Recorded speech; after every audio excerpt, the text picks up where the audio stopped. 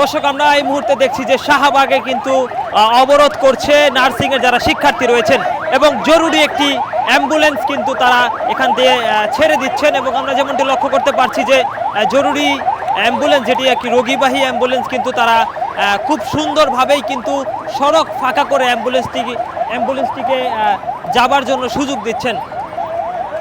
দর্শক আজ কিন্তু দুপুর 2টা থেকে কিন্তু নার্সিংয়ের যারা শিক্ষার্থী রয়েছেন তারা কিন্তু এই সড়ক অবরোধ করেছেন এবং এর আগে তারা সকালে কিন্তু শহীদ মিনারে অবস্থান করছিলেন। আমরা লক্ষ্য করতে পারছি যে কোনো যানবাহন কিন্তু এই সড়কে প্রবেশ করতে দেওয়া হচ্ছে না এবং এই সড়কে কিন্তু এক ধরনের আমরা দেখতে পাচ্ছি যে তারা বিভিন্ন আন্দোলন এবং তাদের দাবি নিয়ে কিন্তু তারা সকাল থেকে শহীদ মিনারে অবস্থান করছিলেন এবং ইতিমধ্যে শাহবাগ মোড়ে তারা অবস্থান করছেন। দর্শক আমরা দেখছি এই সড়কটি কিন্তু একদম অচল হয়ে পড়েছে। শাহবাগ সড়কে কিন্তু কোনো গাড়ি এই মুহূর্তে প্রবেশ করতে পারছে না।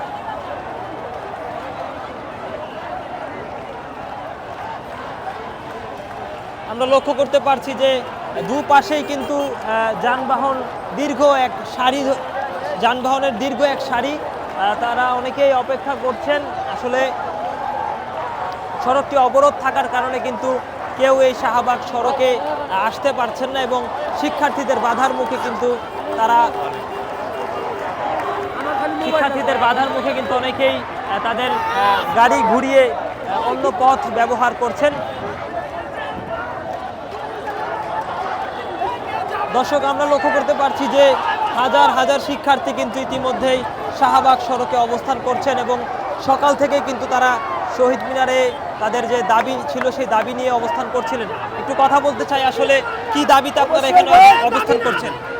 আমরা এইচএসসি পরীক্ষা দেওয়ার পরে আমরা ভর্তি পরীক্ষায় উত্তীর্ণ হইয়া পাস মার্ক, অন্যান্য পরীক্ষায় যেভাবে নর্মালি 33 পায়ে পাস, আমাদের নার্সিংয়ে 40 পায়ে পাস করতে হয়। তারপর আমরা লক্ষাধিক স্টুডেন্টদের মধ্যে আমরা ভর্তি পরীক্ষায় যুদ্ধ করে অ্যাডমিশন নেওয়ার পরে আমাদের 3 বছর কোর্স করার পরে আমাদের 6 মাস ইন্টার্নি করতে হয়।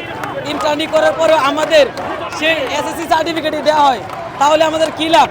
আমরা 3 বছর কোর্স করার পরে আমরা ডিগ্রি সমমান না পেলে আমরা সেই 3 বছর আগের এসএসসি সার্টিফিকেট আমরা কী করবো? আমরা আমাদের যৌক্তিক দাবি অবশ্যই তাদেরকে মানতে হবে। বিএনএমসি যারা বড় কর্তৃপক্ষ, সচিবালয়ের প্রধান কর্মকর্তাবৃন্দ আছেন, তারা অবশ্যই আমাদের যৌক্তিক দাবি মেনে নেবেন, নইলে আমরা আমাদের দাবি থেকে পিছপা হব না। আমাদের দাবি একটাই, দফা এক, দাবি এক, ডিপ্লোমাকে ডিগ্রি চাই।